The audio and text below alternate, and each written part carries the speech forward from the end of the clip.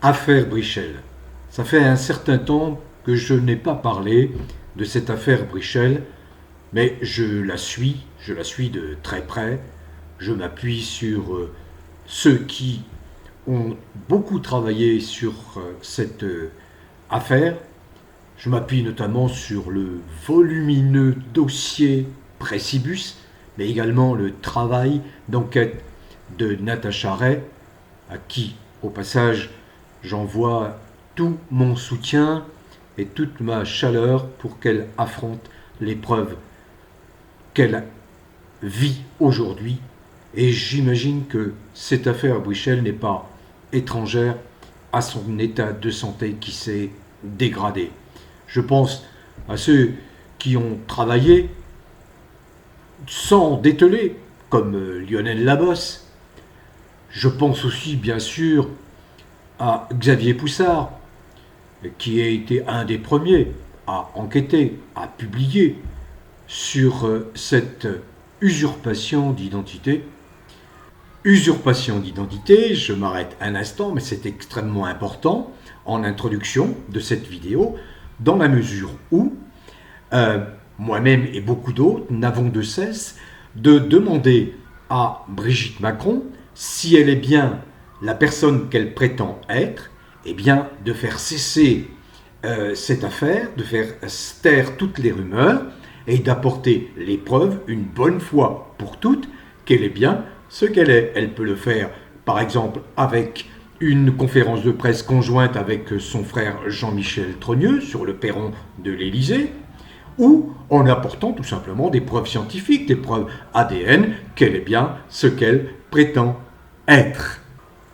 Usurpation d'identité qui est le fait non pas d'un citoyen lambda, mais d'un personnage qui est aujourd'hui aux côtés d'un autre personnage très peu reluisant qui occupe la plus haute magistrature française, c'est-à-dire la présidence de la République.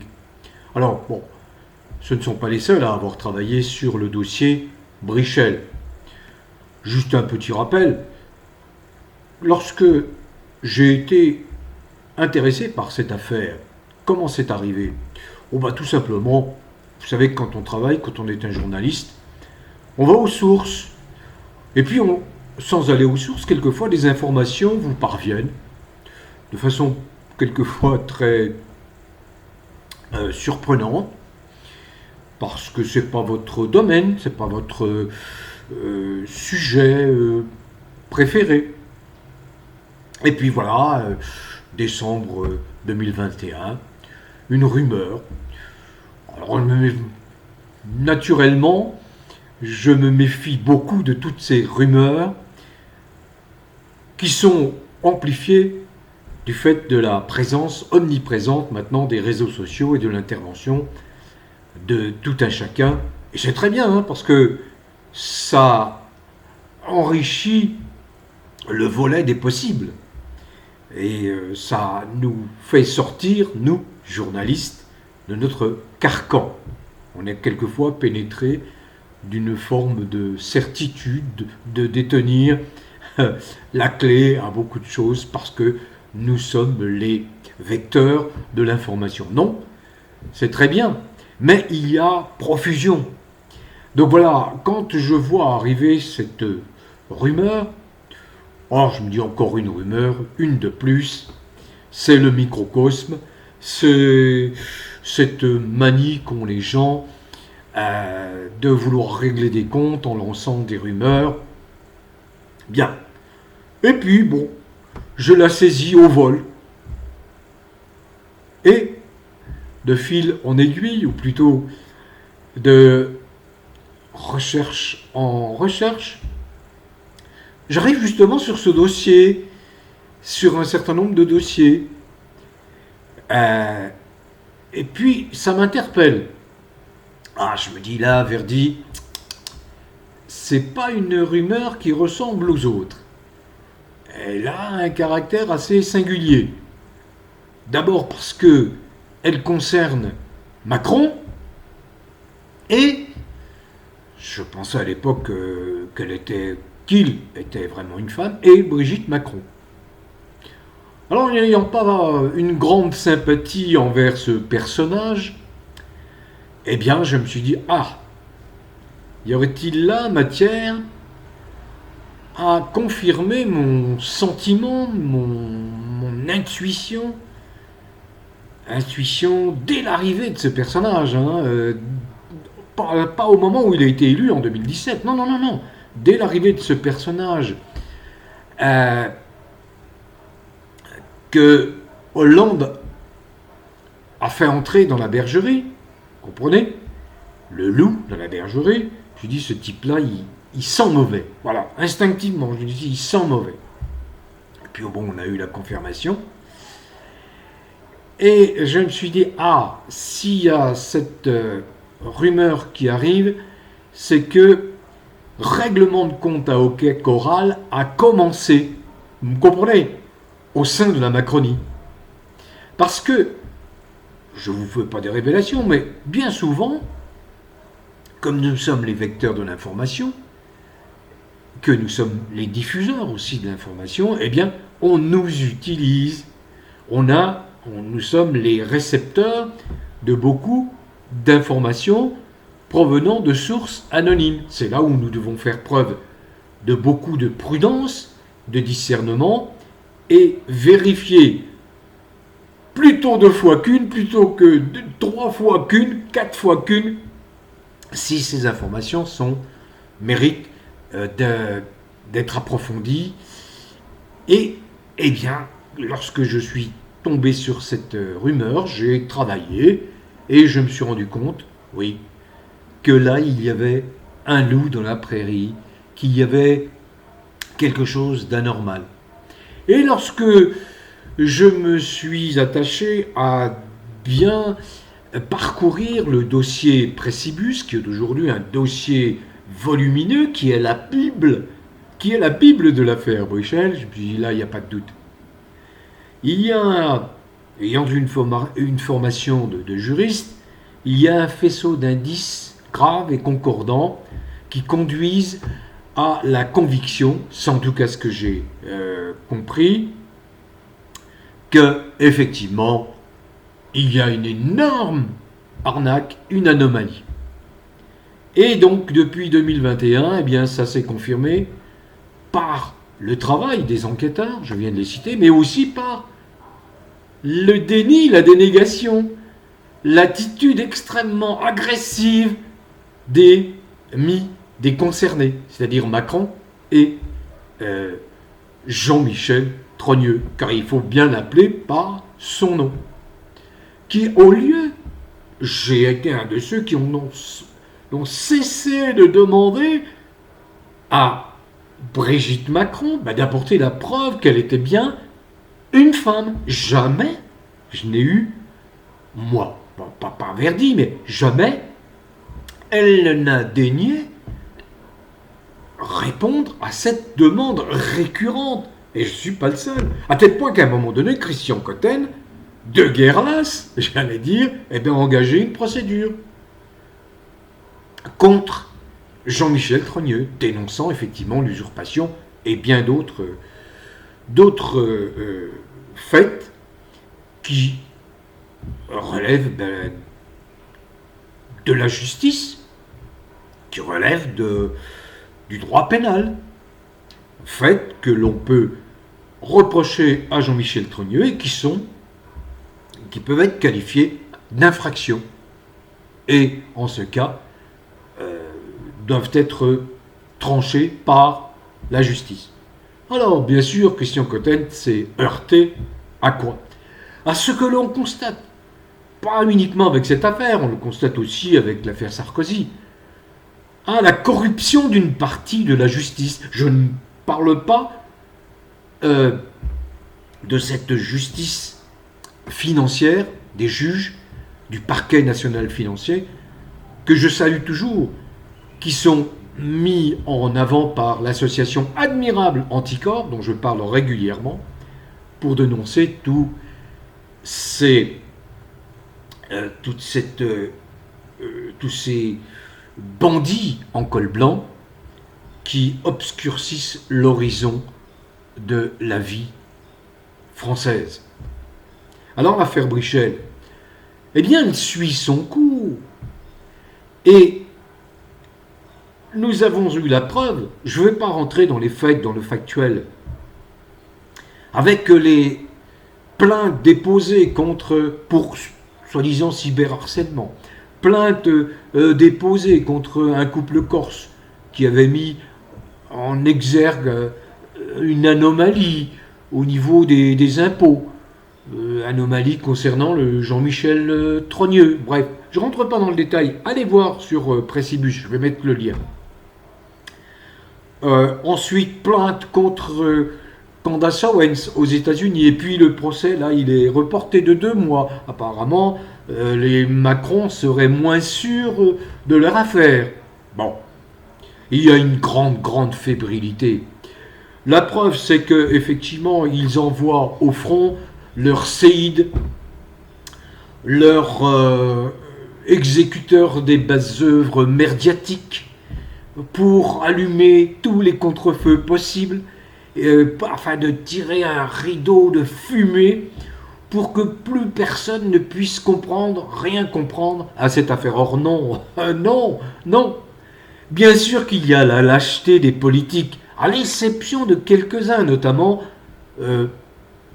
Florian Philippot, qui du bout des lèvres se hasarde à quelques allusions dans ses vidéos. Mais c'est déjà ça, pour relayer le travail constant des enquêteurs dont j'ai parlé. Pressibus, bien évidemment Lionel Labosse, Xavier Poussard, qui ne manque pas d'intervenir, Natacha Ray, qui, s'il n'était pas dans son état de santé, probablement ajouterait à la quête de la vérité.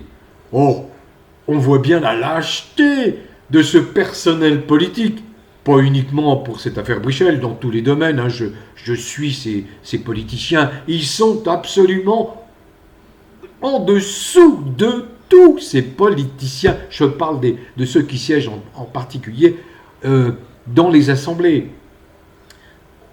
chez les députés, à la Chambre des députés et au Sénat, en dessous de tout la lâcheté qu'on a connue au moment de Vichy. Vous voyez, c'est exactement la même chose, à l'exception de quelques-uns qui engagent effectivement des actions. Bon, mais voilà, ils ont tous les éléments. Tout a été publié. Pas forcément facilement, hein, parce que la censure est là. Hein. Pourquoi Macron galope est rentré dans une course effrénée pour bloquer la liberté de parole sur les réseaux sociaux, inventant tous les stratagèmes pour que tous ceux qui vont s'exprimer sur les réseaux sociaux déclinent leur identité. Bon, j'en ai déjà parlé, je ne veux pas insister là-dessus. Mais s'il y avait eu, vous voyez, comme ça s'est passé par exemple aux États-Unis en 1974-1975, l'affaire du Watergate, s'il y avait aujourd'hui également ce qu'on appelle les journalistes, vous savez, grand public, bon, ça n'existe plus, hein, c'est des merdias, hein, c'est des propagandistes goebbelsiens, 90%. Bon, mais s'il y avait eu, au moins, je pense notamment au Canard enchaîné, qui est en dessous de tout, là, pour ça, mais il semble se réveiller un peu. Mais des journalistes, grand public, on va dire, pour amplifier le travail de tous ceux qui ont enquêté. Comme par exemple, ça a été le cas aux États-Unis en 1974 avec l'affaire du Watergate, et qui a pu éclater grâce au travail remarquable de 2 journalistes du Washington Post. Et ça a conduit à la procédure d'impeachment, c'est-à-dire de destitution du président Richard Nixon. Elle n'est même pas intervenue, cette procédure, puisque Nixon a démissionné avant d'être couvert encore plus de honte. Là, imaginez un peu que tous ces grands titres, grands entre guillemets, aient eu comme ligne éditoriale la vérité, toujours la vérité, rien que la vérité, allons-y, travaillez en coulisses, enquêtez en coulisses, et s'il y a effectivement suffisamment d'indices graves et concordants, c'est ce que j'ai ressenti, moi, journaliste, alors on y va. Bousculez. Rien. Lâcheté coupable. On ne fait rien pour porter cette information. Mais cette information, le moment venu, elle va péter, éclater. Et tous vont se raccrocher. Tous vont essayer de sauver la face. Je parle de ces journaleux là, de ces merdiateux là. Tous. Pourquoi ? Parce que les éléments sont là qui prouvent que Jean-Michel Trogneux fait tout pour masquer la vérité. Il s'agit d'une usurpation d'identité. Il fait tout. Je donne encore un dernier exemple de cet embrouillage. Chaque fois qu'une audience a eu lieu, audience d'un procès intenté par les Macron, à aucun moment, les Macron et Jean-Michel Trogneux, c'est-à-dire les Macron, l'Emmanuel Macron, la Brigitte Macron et le Jean-Michel Trogneux. D'abord, Jean-Michel Trogneux, c'est l'Arlésienne, on le cherche partout, on ne le trouve nulle part. Et ce qui est quand même assez surprenant, j'ai quand même assisté à un nombre de procès dans mon métier, jamais ce plaignant n'est présent aux audiences des procès qu'il intente, des actions judiciaires qu'il intente. Jamais il n'a été présent, le Jean-Michel Trogneux. J'ai à chaque fois fait remarquer cela à l'issue de tous les procès qui sont intervenus, dont le principe 1 qui a été vraiment très important, la relaxe en appel d'Amandine Roy et de Natacha Ray. Mais jamais il n'est présent. C'est donc bien qu'il y a anguille sur roche, qu'il y a quelque chose qui n'est absolument pas clair dans cette affaire Brichel. Alors les mois qui vont arriver vont, à mon avis, être riches d'événements, et je serai là pour, à ce moment-là, vous parler des faits, de ce qui sera survenu. Là, je voulais juste vous faire ce commentaire. Je pensais, peut-être un peu naïvement, il y a quelques années, que l'affaire Brichel serait un accélérateur de la chute de Macron.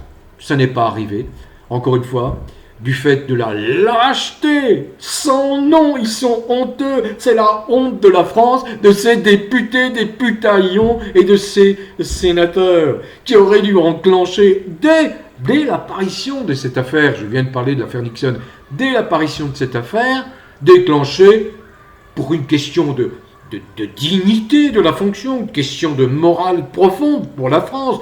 Quand on incarne un pays, parce qu'on est à la tête de son État, on doit être irréprochable à tous égards. Vous voyez bien ce qu'est le Macron. Donc c'est à cause de ces lâches députés qui n'ont pas enclenché la procédure de destitution toute simple, comme le réclamait dès 2018 François Asselineau, comme le réclament aujourd'hui tous les souverainistes, les bons souverainistes, y compris Dupont-Aignan et d'autres. La destitution, article 68 de la Constitution.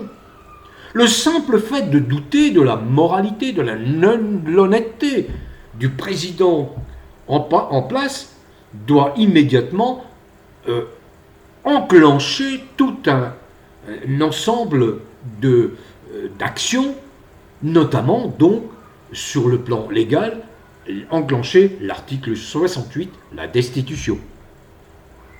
Voilà, je voulais vous faire mon petit commentaire sur l'affaire Brichel. Je pense que nous aurons des développements, des rebondissements d'ici la fin de l'année. Pourquoi ? Parce que Macron, le mandat de Macron arrive à son terme très vite. et que il va montrer des signes de fébrilité. Il en montre déjà beaucoup, comme Jean-Michel Trogneux, alias Brigitte Macron. Et ça ne manquera pas à un moment donné de tout ça, de voler en éclats. Alors je termine mon propos comme je l'ai commencé. J'accorde le bénéfice du doute à Brigitte Macron, toujours, mais je lui demande, comme beaucoup, d'apporter la preuve qu'elle est ce qu'elle prétend être. Et c'est très simple, en, par exemple, se présentant conjointement avec son frère, Jean-Michel Trogneux, à une conférence de presse sur le perron de l'Élysée, ou en fournissant toutes les preuves scientifiques, ADN, etc., qu'elle est bien ce qu'elle prétend être. Allez, bon vent à tous, continuez à cultiver le bien-être, prenez soin de vous et surtout portez-vous bien.